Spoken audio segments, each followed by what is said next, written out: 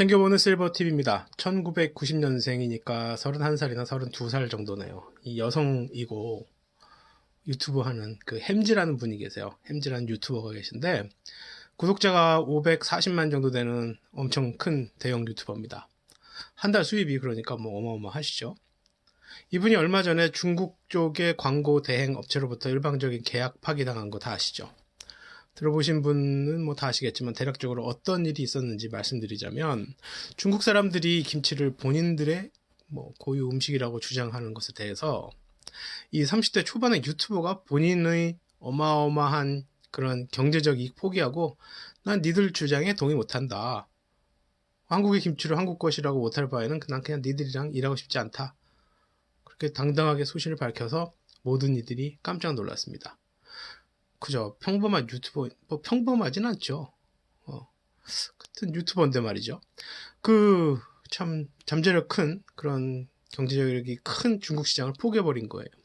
이분이 포기한 경제적인 정도는 일반인들 상상을 훨씬 뛰어넘는 것으로 추측이 되죠. 제가 처음 이 뉴스 접했을 때 놀랐어요. 그리고 저 햄질한 유튜버를 몰랐거든요. 그래서 이제 유튜브 들어가갖고 찾아보니까 예전에 한두 번 본 적이 있던 채널이었어요.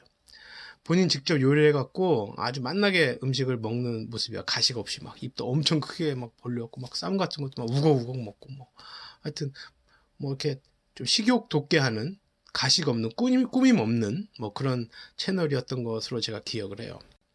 어쨌든 그래서 본인이 주로 직접 요리를 또 하다 보니까 대부분 음식이 한식이죠. 그래서 이 한식에 대한 그릇된 인식을 주장한 중국에 대해서 딱 맞서니까 그 뉴스를 접한 우리 입장에는 좀 시원한데, 본인은 솔직히 얼마나 아쉬웠겠습니까? 입장 바꿔놓고 탁 생각해봤는데 내가 이렇게 할 수 있을까? 그거는 모르겠어요. 이 중국 시장 규모 우리하고 비교 안 되잖아요. 단위 자체가 다른데 이게 그래서 저는 그 유튜버를 다시 새삼 보게 됐어요. 요즘 어떻습니까, 여러분? 본인 이익 위해서는 해서는 안 될, 사람으로서 해서는 안 될 짓도 그냥 하는 게 요즘 세상이에요. 자기 마음 편하고자, 지가 원하는 것 이루고자 별 참 희한한 또라이 짓 하는 인간들이 정말 많아요. 인간 아니죠, 그거는. 요즘 사람들은 또 그렇기 때문에 내뱉는 말이 아니라 하는 꼬라지를 봐야 돼. 하는 짓을 봐야 그게 사람인지 또 뭔지를 판단할 수가 있는 세상이에요. 그런데 이런 세상에서 이 젊은 분이 본인의 그 막대한 수입을 포기하고 딱, 내가 홍길동처럼 말이지, 아비를 아비라 부르지 못하고 호부호용을 못하고 뭐 이런 것처럼 김치가 말이지 중국 거라고 하고 말이야 한국 게 아니라고 말할 것 같으면 난 니들하고 일 안 해. 와, 저는 믿을 수가 없었어, 진짜로. 그리고 또 하나 제가 참 이거하고 또 연결돼 갖고 그쯤 해갖고 그 햄지 유튜버의 뉴스를 접할 무렵에 제가 영상을 하나 준비 중이었어요. 그게 뭐냐면, 이 중국이 하는 동북공정 최근에 아주 그냥 난리죠. 그리고 일본 사람들이 이 역사 왜곡하는 거, 이런 거에 대해서 좀 60, 70대 이상 어르신들이 직접 앞장서서 좀 그런 거를 좀 우리를 이끌어 주었으면 한다는 그런 내용이었어요. 지금 중국이 주변국들의 그 좀 좋아 보이는 문화 전통 전부 다 지낼 거라고 지금 우기고 있죠. 점점 심해지고 있어요. 이 유튜브 채널 단골 이슈의 영상 따르면은 우리 전통 중에서 김치라든지 쌈 싸먹는 이 쌈 문화, 그리고 한복 같은 거를 지들 중국 역사고 전통이라고 주장하고, 또 거기에 또 동조하는 중국 사람들이 점점 많아지고 있죠. 그렇게 되면, 그게 계속 반복이 되면 전 세계인들이 그렇게 믿고 따르게 돼 있어요. 경제력이 우월해지니까 이게 딱 봐갖고 주변국들이 좋아 보이는 건 다 지들 거라 하는 거지. 그거는 도둑놈 심보예요. 그러면 안 되죠. 뭐 일본의 그 왜곡된 역사의 인식까지는 좀 말하고 싶지 않으니까 여기까지만 할게요. 누구보다 조국을 사랑해서 태극기 항상 들고 다니시는 분들 비롯해서 우리 사회 기성세대가 이 중국이나 일본의 그릇된 역사 인식에 대해서 어른으로서 우리 젊은 세대를 이끌어주는 역할을 해야 하는 것이, 이게 올바른 길이 아닌가 하는 생각을 저는 하고 있었거든요. 그 부분만큼은 세대 간의 소통 없이는 불가능해요. 그래서 그에 대한 영상 준비를 이렇게 하면서 자료를 수집하던 중에 유튜버 햄지에 대한 뉴스가 등장했고, 또 그로 며칠 지나지 않아서 또 쇼킹한 뉴스가 또 하나 등장했어요.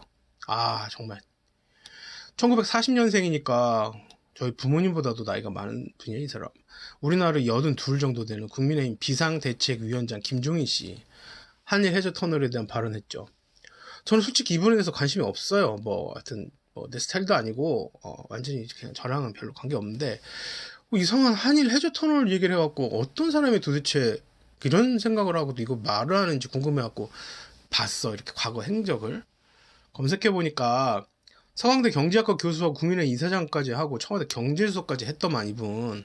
그리고 새천년 민주당, 한나라당, 새누리당, 더불어민주당, 국민의당, 미래통합당, 국민의힘까지 당이란 당은 다 한 번씩 다니신 분이야, 이분은. 당 셔틀. 이게 좋게 말하면 정치적인 안목이 있다고 하겠지만, 이거 솔직히 그냥 일반적인 세평으로 말하면 전형적인 정치판의 철새 정치인이에요, 이 사람. 그만큼 본인 이익을 위해서 처세하는 인생을 살아온 분이에요, 제가 볼 때는. 게다가 또 뇌물까지 받아갖고 옥살이도 한 2년 사셨더라고. 아무튼 정치권에서 버텨낸 내공 하나는 이분 정말 최고입니다. 갑. 그런 분이 한일 해저 터널이라는 이슈를 뱉었어요. 난리가 났었잖아요. 당 내외에서 그냥 뭔 소리냐 난리가 나니까 또 조용해요. 그러니까 이분이 왜 그런 생각을 하고 그런 말을 했는지 대강 알 수 있지. 학생들 보면 똑같아요. 선생 앞에서 교수님 저 공부 열심히 할 거고요. 교수님 제일 존경해요. 그러면서 앞에서 알랑거리는 애들 시험 보잖아요. 그럼 그런 중에 몇 명은 60점도 안 나와. 그럼 뭐요? 그냥 걔들 앞에서 말만 그렇게 하는 거예요. 립 서비스로.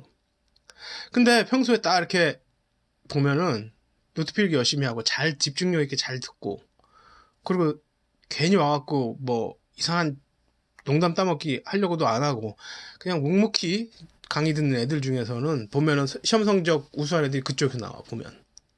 그럼 그런 애들 다시 보게 돼요. 왜? 내가 하는 강의를 귀담아 듣고 열심히 공부해갖고 점수 따내니까 걔도 당연히 이쁘죠. 물론 평소에 이 교수들하고 이렇게 가까이 지내면서 공부 열심히 해서 성적 잘 나오면 그게 최고예요. 근데 그런 학생 사실 몇 명 안 돼요. 아무튼 이 김종인이라는 사람이 하는 짓 보면 그냥 딱 철새 정치인이에요. 본인 매스컴 노출 정도라든가 당내에서의 헤게모니 싸움, 본인의 정치적 이득, 그게 가장 우선인 거예요. 정치를 국민을 위해서 한다? 참 그건 멋스러운 거짓말입니다. 한일 해저 터널 반대하는 입장에 대해서 이분이 내세운 논리는 이제 우리도 일본 이용해서 우리가 이득을 봐야 된다는 거예요. 맞죠? 이득 있죠. 네. 저같이 아무것도 모르는 사람도 이 자료 검색해보니까 이득 있더라고. 근데 그 이득이 한 10개면 손실은 수천 수만 개예요. 그럼 그게 이득이에요, 그게? 소위 우리 사회 지도층 인사가 그걸 몰랐을 일은 없습니다. 그래서 욕을 먹는 겁니다. 국민들이 예전처럼 바보도 아니고 국민들이 더 똑똑해요, 솔직히 말하면. 물론 현재 7, 80대 이상 정치인들은 정치를 국민을 위한 봉사라고 생각하는 분보다는 정치를 본인들 스스로 위한 도구 정도로 생각할 수밖에 없어요. 그건 이해해요. 왜냐하면 그분들이 정치 입문할 때, 정치라는 걸 받아들일 때 정치는 지금 정치하고 달랐어요. 그때는 정치인들이 정말 하고 싶은 거 다 할 수 있었어요. 그 세상은. 근데 이제는 세상이 정말 달라졌잖아요. 그런데 이분들은 세상 달라진 거 별로 관심 없고 그저 아직도 그냥 개개인이 스스로의 영달만 바라보고 그것에만 집중하고 살아가요. 다 그런 건 아닌데 연세가 상당하신 정치인들 하는 거 보면은 이렇게 보여요. 잔물이 굴리는 게. 보도되는 것으로 알 수 있으니까 실제로도 얼마나 참 그런지 충분히 예측이 되죠. 근데 제가 볼 때 더 한심한 거는 그런 사람을 비대위원장 만들어갖고 거기 앉혀놓고 밑에서 눈치 보고 살아가는 그 밑에 있는 거기 정치인들이에요. 이쪽도 사실 요즘 마음에 안 들지만 그쪽도 저는 진짜 마음에 안 들어요, 요즘. 예. 선거철이 되니까 이게 참 생각할 게 많아지는 그런 변화들이 곳곳에서 목격이 돼요. 그에 대해서는 제가 영상을 또 하나 만들 거예요, 조만간. 아무튼 그래서 저는 말씀드린 것처럼 중국 개념 없는 이 중국의 동북공정이나 일본 역사 요구에 대해서 이 고리타분한 이 연세 드신 정치인들에게 어떻게 해달라는 기대를 이젠 접기로 했어요. 정말 그분들은 동북공정이나 일본의 역사 왜곡에 맞서서 중국하고 일본하고 척지기보다는 오히려 그쪽 정치인들하고 가까이 지내면서 뭔가 챙기려고 하는 마음이 더 클 거예요. 정치인으로서 난 그렇게 한 게 맞다라고 생각을 스스로 위안을 삼을 거예요. 역사 바로잡고 우리 스스로 힘 키우는 것 따윈 별로 관심 없을 거예요. 대신 생각 없는 정치인들보다 훨씬 생각이 유연한 우리 보통 어르신들이 동북공정과 역사 왜곡에 앞장서 주실 것을 저는 정말 부탁드리고 싶어요.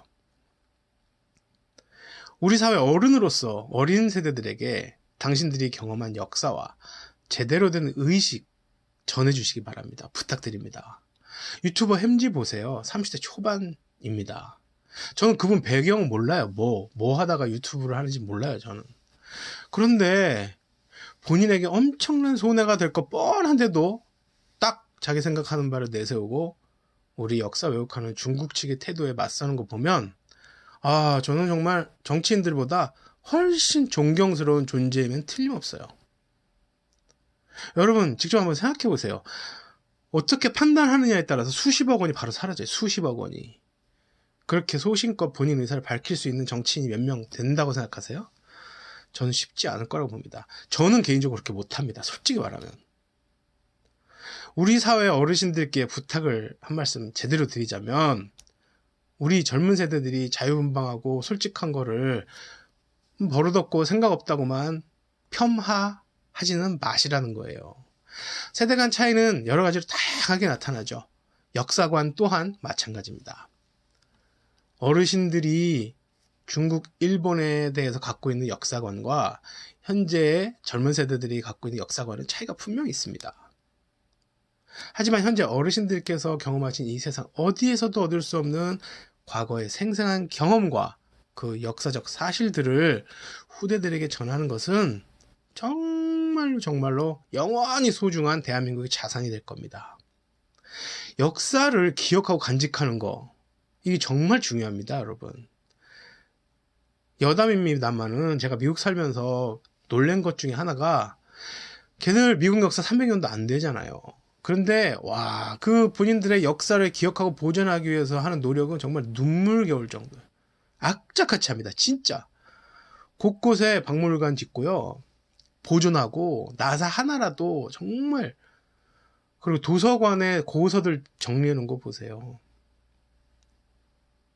제가 그 링컨 직접 변호사 생활하던 거기 스프링필드라는 데를 가봤어요. 시카고에서 좀 가까운 데라서. 그대로 재현해 놓고 관광객들에게 그거를 무료로 투어를 시켜요. 그게 다 간접적인 교육이란 말이에요. 길에 포장도 안 했어. 그냥 옛날 그 당시 포장 그 마차가 다니던 길 그대로 해서 마침 제가 갔을 때 비가 왔었는데 그 질적질적한 길 거길 그냥 밟고 다니면서 링컨 대통령이 그 변호사 생활했던 사무실, 그리고 살았던 곳, 그리고 링컨 대통령의 그 무덤이 거기 스프링필드 있거든요. 시카고 가까이 일리노이에. 정말 그런 걸 보고 또 다른 기타 그들이 역사를 보존하려고 하는 노력들을 보면서 정말 그 사람들 대단하다고 저는 생각을 했어요. 또한 연장자들에 대해서 사회적인 배려는 우선 무조건 기본이에요. 그냥 그게 싫든 좋든. 그게 정말 우리랑 다르더라고요. 그러니까 말로만 무슨 그러지 말고 우리도 좀 그렇게 됐으면 좋겠어요. 네. 역사를 꼭 기억하고 잘 제대로 간직했으면 좋겠습니다. 대한민국의 올바른 역사는 현재 우리 사회 살아가는 어르신들께서 지켜주셔야 절대 가능할 것이라고 저는 믿습니다. 챙겨보는 실버TV였습니다.